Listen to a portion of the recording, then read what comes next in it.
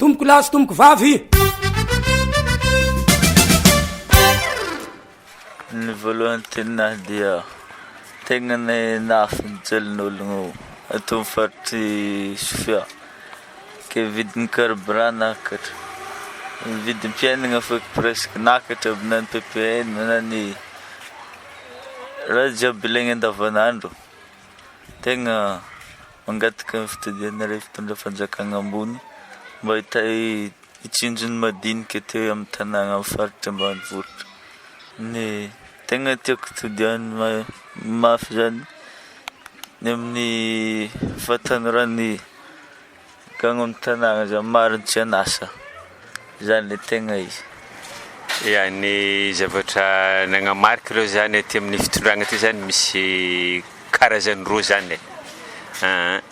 Ny avy aty amin'ny fitondragna sy avy aty amin'ny vahoaka.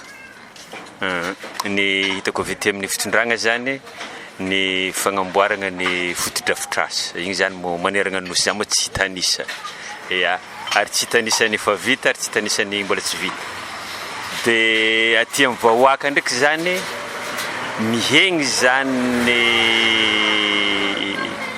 enti-managna zany amin'ny vahoaka zany afa tsy mifandanja amin'ny vidim-piainana zany ny enti-managna hoe mifehiny zany mitotongana ny vidim-piainana malagasy.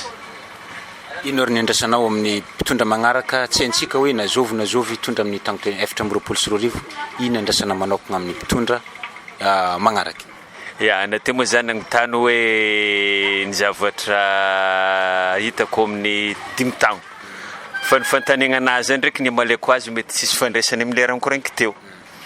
Ny zavatra andrasako mpitondra magnaraka zany nazovy hitondra na mbola le mpitondra am-perinasany mbola hitondra io na ohatra mpitondra hafa na tsisy nitondra io fa ny zavatra andrasako dia ny le olo hitondra io zany ampagnara-dalagna ny ampiatra ny lalagna satria zany tegna olagna antsika amizao zany tsy fagnarahan-dalagna fa raha io zany mipetraka tsara fagnarahan-dalagna io zany tsy satro mampandroso ny gasy.